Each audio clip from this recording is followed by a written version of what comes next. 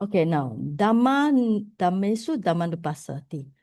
Dhamma Anupasi, right? Anupasi means actually you can take it like Dhammanupassati, also can contemplation of Dhamma. But here is talking about how you contemplate Dhamma in the Dhamma, right? So it's like what we say is when we say contemplate Dhamma as a Dhamma means take it as a nature truth. It's not something belong to me or a being and so on. So there are 7 factors of enlightenment. The first one will be mindfulness. It's called sati.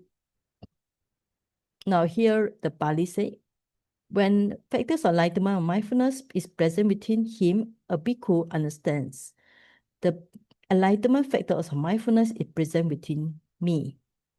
So when it's absent, he understands he absent. He understands how the enlightenment factor of mindfulness that has not yet arisen within him comes to arise. He understands how the enlightenment factor of mindfulness that has now arisen is developed and perfected. So it's actually quite interesting to say. Of course, when it's present in us, we need to know. That's clear. But why is it say when it's absent, we also need to know? So when it's absent, we need to know. That means that our mindfulness should be is there, must there all the time. When it's here, you know. When you lost it, you also must know immediately. So that's meaning of absent here. So this means that you should be keeping your mindfulness continuously. And you should know how to develop those not arisen.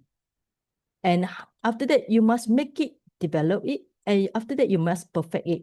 Now, when we use the word perfection, it's always talking about the moment enlightenment, especially this is Bojjhanga Sutta.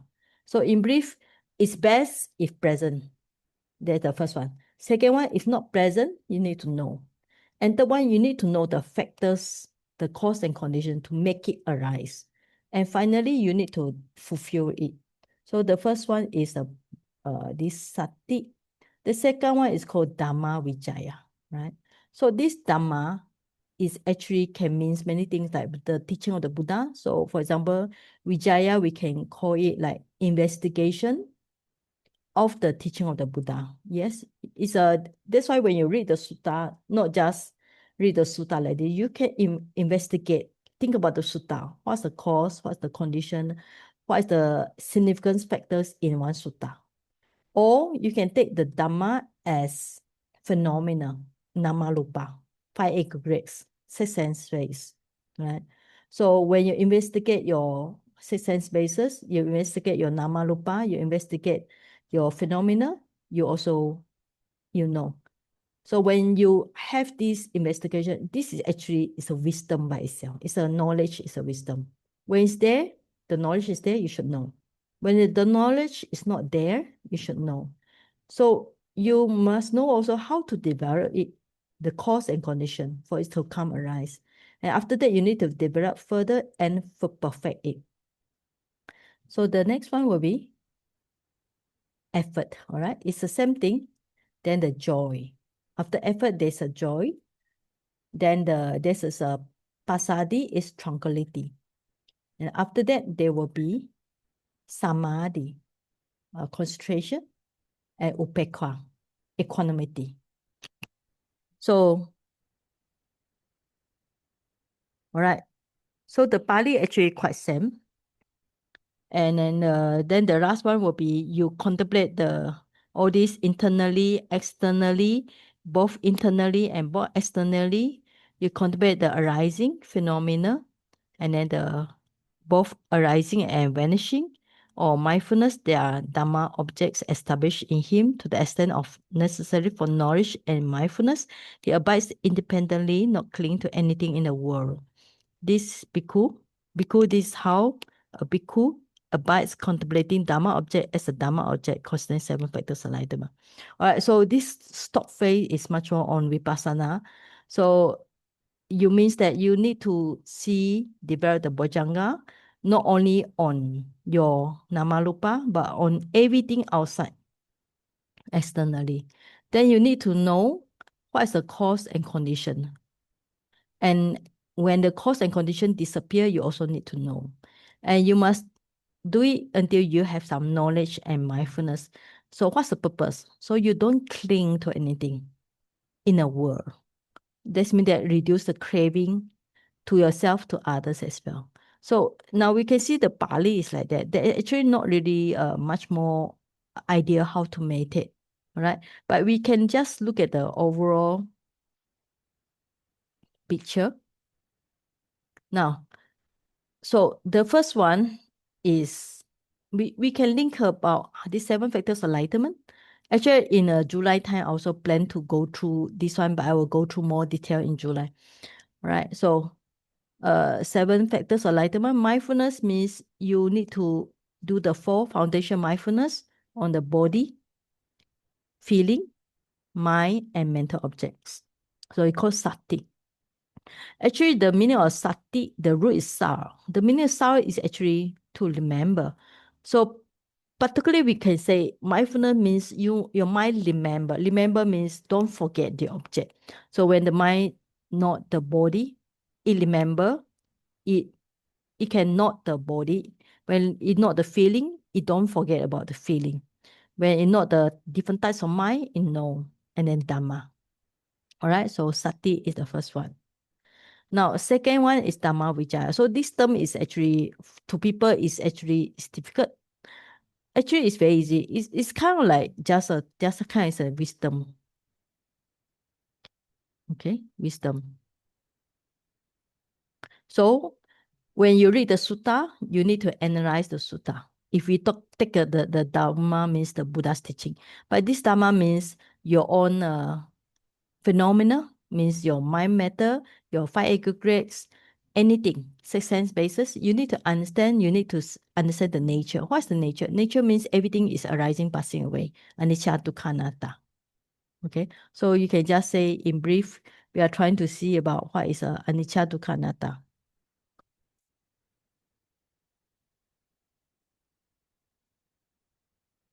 And then effort. Efforts means you need to not just to cultivate the wholesome, you also need to remove the unwholesome. Okay. So actually in some of the Sammapadana, there are 4 types.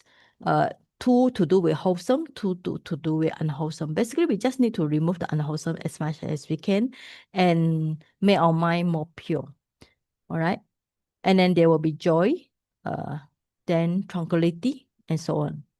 Now, what we know so far is you notice that this is same with the we call it the 5 faculties. So out of the 5 faculties, so these are three of the 5 faculties. So this means that these are important for us to practice. Okay. If you don't have this one, you cannot have joy.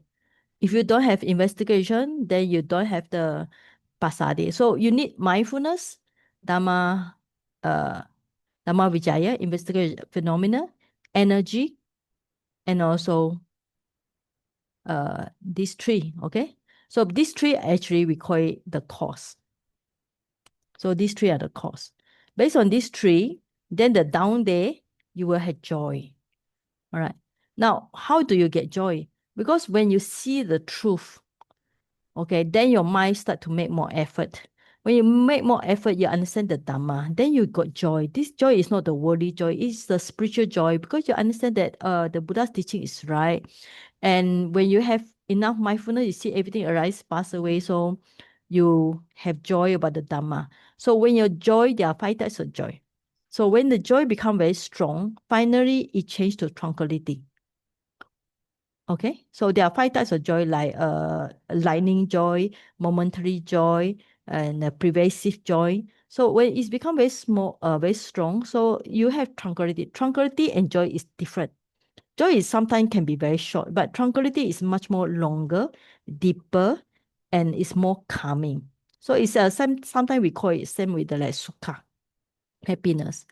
So after that, you can get the when you got joy, your mind can focus well because of joy and tranquility. Then you really got the samadhi. It's a one-pointedness on the object. So when you can see, focus on all the objects, then you get upekkha. Upekkha, because when you have the samadhi, you see everything arise, pass away. You start to accept reality like this. You don't cling to any, no craving, no aversion. Okay? So these three are the cause. I make it smaller, okay? So the above are the cause. Mindfulness, Dhamma, and effort is the, and down here is the effect. The down here, joy, okay, down, okay? Joy, pasadi, samadhi, upekkha, this is the effect. So that's why it's important in the seven bojjhanga. Always focus on the cause. Don't think that, oh, I want to have a good piti, I want to have samadhi, I want the samadhi. You don't get this unless you have mindfulness, Dhamma Vijaya, investigation of the phenomena, and effort. All right. And they are linking to each other. You can see this. Even like you got joy and concretity. So when you got two, it's a cause. You got concentration is the effect. So when you got concentration is the cause, then you got upekkha is the effect. So cause and effect. All right. So now we can go for some discussion. Anything you want to ask about this? Chinese or English?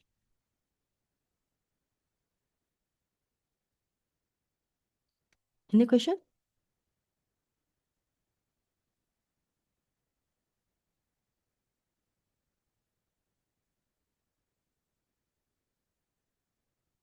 Okay.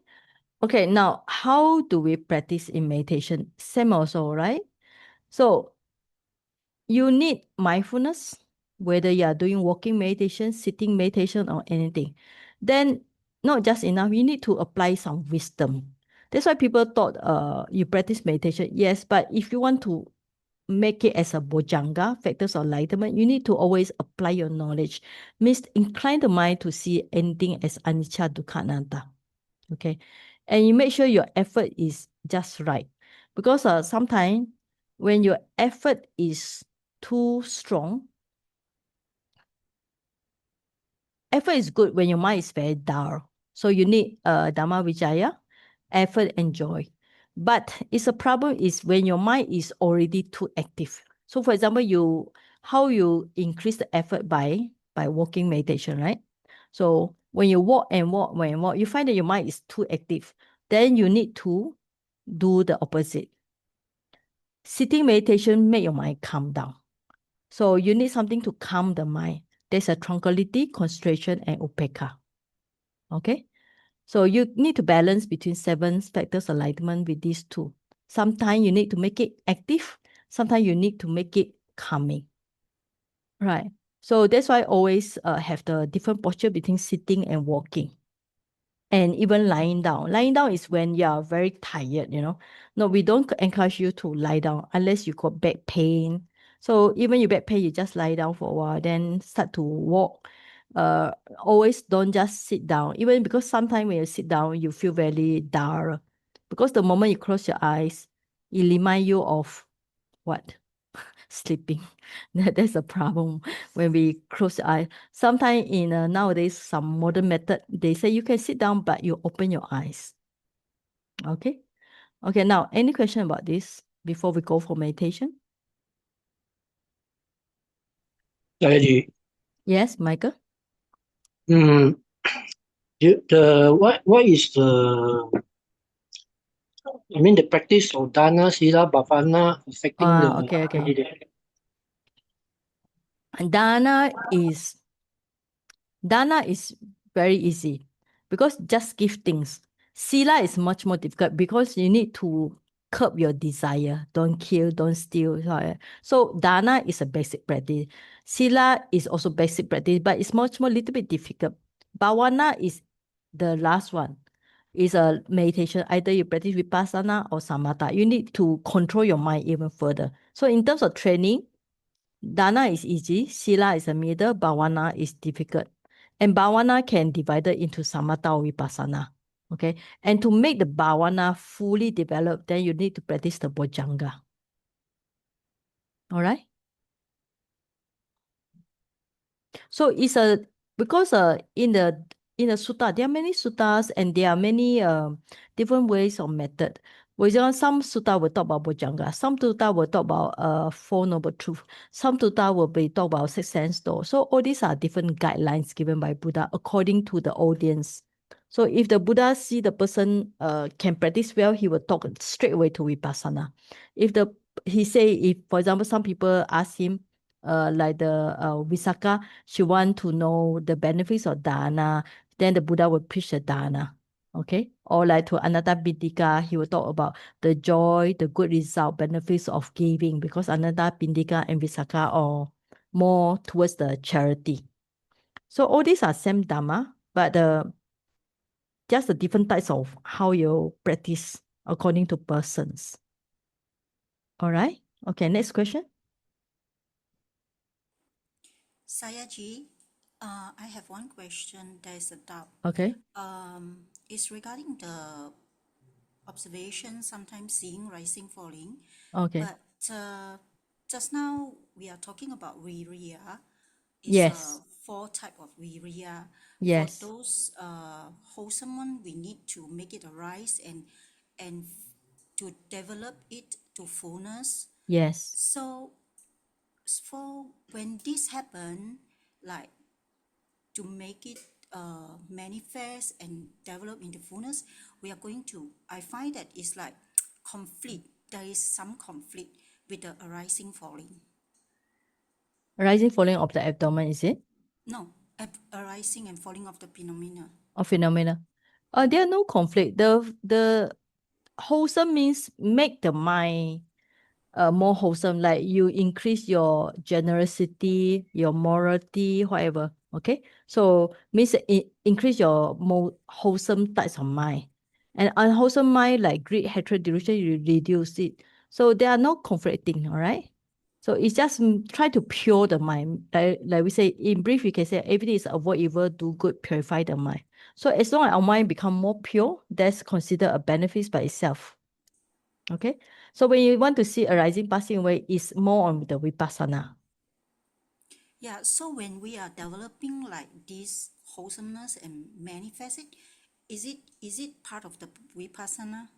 Uh, it is part of bhavana. Okay. Bhavana, right? Bhavana is general terms for samatha and vipassana. Or bhavana Bhavana means is both. cultivation of mind is meditation. Okay. Bhavana is cultivation. So Cultivation of mind is a meditation means meditation is a develop can be classified into samatha and vipassana, two of them. mhm. Okay. All right. I think okay. So we can practice now. So it's because I want this session not just for. Okay. So we come back at 9:15. All right. So we practice 45 minutes, bro. So I ask you all, please don't just sit, just do more walking. All right. Develop your effort, your mindfulness, and investigation of Dhamma, which actually is very important. But after the mindfulness, because people thought that you need to be mindful, but not really. You also need to investigate the Dhamma. So means that always incline the mind to see anicca, dukkha, anatta. All right. Even in daily life, like you see the world crisis now, the petrol, last time people got so much money, they can fly around the country, they want to fly here, fly there. But now maybe also no, the airplane will reduce because jet fuel is less, right? Yeah. So things change very fast. So we need to see it every time, not only in meditation. Outside meditation, we also need to see. Okay. So you can divide your time, maybe half an hour sitting and another 15 minutes walking. I actually ask you all to walk first because walking is actually increase your effort. Okay. And when you walk, you also try to see impermanence. Each steps is impermanent. Left, right is impermanence. So it's anicca. All right. And then when you find your mind, you got good energy, then you do sitting. So walk first before sitting. Okay. So we will stop this discussion. We will go for practice. Yes, yeah, Kahao. Excuse me, yeah, Yes, Saji. yes. Saji, I just want to ask for this Bhujanga practice, right? Is Ah, there a sequence, how we start a sequence of practice? start with Because the mindfulness. first, the Start with mindfulness. Mindfulness is the first one. Mindfulness and then investigation Dhamma. Mindfulness, but you normally we say we need to mindful, right? It's correct. But if you want to develop the bojjhanga, you put mindfulness and you put little bit wisdom. Dhamma Vijaya. Okay? So we follow the sequence in Yeah, that way. you lah. follow the sequence. Actually, the sequence is logic. Because the sutta, all these are preached by Buddha. If you notice the sutta, the Buddha was very wise. Most of the sutta, you can say all the sutta he teach, there's a sequence. And the sequence is always cause and effect, cause and effect. All right? Okay. Try. Yeah, Thank okay. you. Okay, Thank you. okay. So we can